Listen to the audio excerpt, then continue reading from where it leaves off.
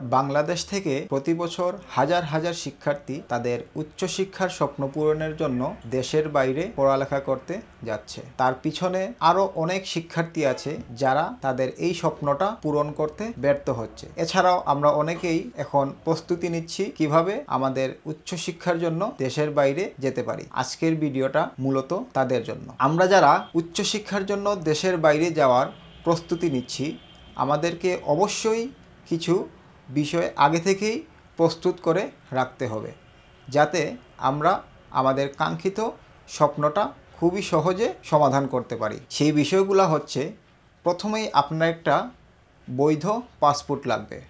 আমরা মূলত এইচএসসি পরীক্ষার পর অনার্সের জন্য দেশের বাইরে যাই, আবার এই অনার্সের পর মাস্টার্সের জন্য আমরা দেশের বাইরে যেয়ে থাকি।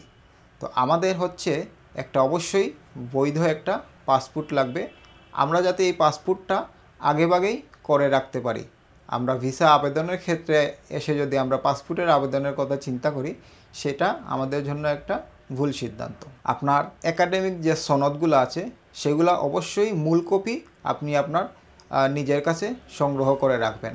আপনার স্কুল থেকে অথবা কলেজ থেকে অথবা বিশ্ববিদ্যালয় থেকে আপনার যে একাডেমিক মূল সনদগুলো আছে সেগুলো অবশ্যই আপনি আগেভাগেই আপনার সংগ্রহে নিয়ে আসবেন। আপনার অন্যান্য যে সনদগুলো আছে সেগুলো আপনি সংগ্রহ করে রাখবেন। অন্যান্য সনদ বলতে আপনার জাতীয় পরিচয়পত্র, এনআইডি কার্ড, তারপর হচ্ছে আপনার জন্ম নিবন্ধন বা নাগরিকত্ব সনদ, এই ধরনের যে বিষয়গুলো আছে সেগুলো অবশ্যই আপনি আগে থেকেই সংগ্রহ করে রাখবেন। তারপর একটি গুরুত্বপূর্ণ বিষয় হচ্ছে, আপনার এই যে ডকুমেন্টসগুলো সবগুলো আপনি খুব ভালো করে চেক করবেন।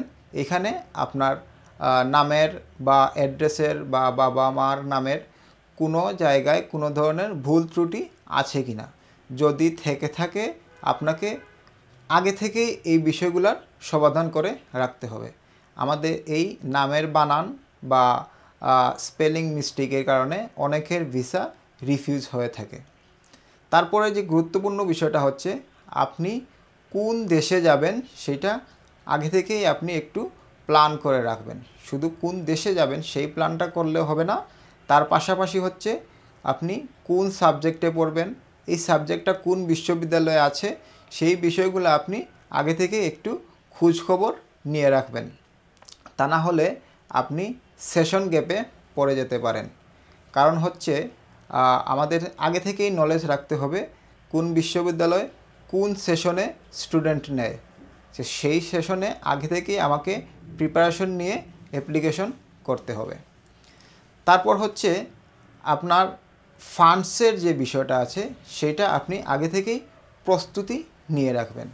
যদি আপনার ভিসা আবেদনের ক্ষেত্রে দেখা যায় যে আপনি প্রপার ফান্ডস দেখাতে পারছেন না বা আপনার গার্জিয়ানের তরফ থেকে প্রপার ফান্ডস দেখানো যাচ্ছে না, সেক্ষেত্রে আপনার ভিসাটা অবশ্যই রিফিউজ হবে। প্রায় প্রতিটি দেশেই আপনি যখন উচ্চশিক্ষার জন্য আবেদন করবেন, আপনাকে ফান্ডসের বিষয়টা অবশ্যই ক্লিয়ার করতে হবে। কিছু কিছু ক্ষেত্রে ফান্ডস নাও লাগে, বাট আপনাকে অবশ্যই প্রিপারেশন নিতে হবে। এই ফান্ডসের বিষয়টা একটু যদি ব্যাখ্যা করি, সেখানে আপনাকে ব্যাংক স্টেটমেন্ট দেখাতে হবে যেখানে আপনার সাফিসিয়েন্ট অ্যামাউন্ট বাংলাদেশি টাকা আছে, যার মাধ্যমে আপনি আপনার শিক্ষা জীবনটা কাটাতে পারবেন। এইরকম একটা বিষয় যেটা তারা মিন করে থাকে। তো আমরা যে কোনো ব্যাংক থেকে ব্যাংক স্টেটমেন্ট দেখাতে হবে। সেটা কমপক্ষে হচ্ছে 4 থেকে 6 মাসের একটা স্টেটমেন্ট লাগবে। আর এটা হচ্ছে সেভিংস অ্যাকাউন্ট হলে সবচেয়ে ভালো।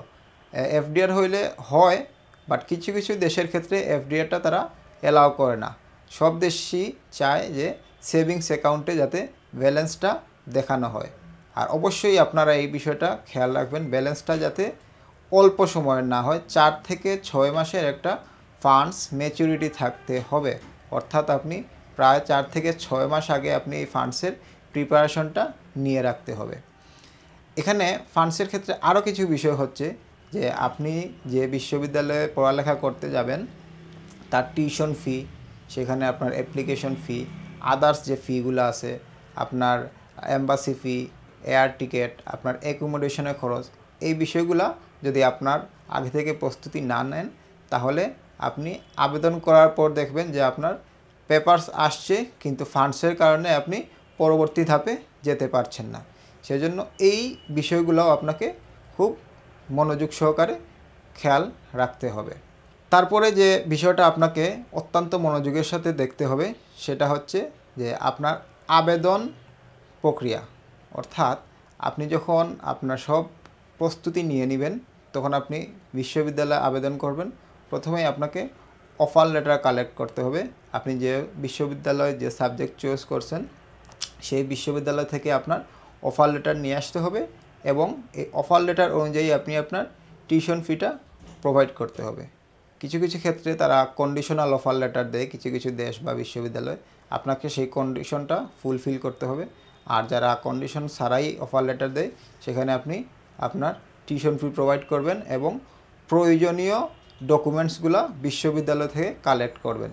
সেটা অবশ্যই আপনি একটু দক্ষতার সহিত নজর রাখতে হবে যাতে আপনি বিশ্ববিদ্যালয়ের তরফ থেকে সব প্রয়োজনীয় ডকুমেন্টসগুলো আপনি পান।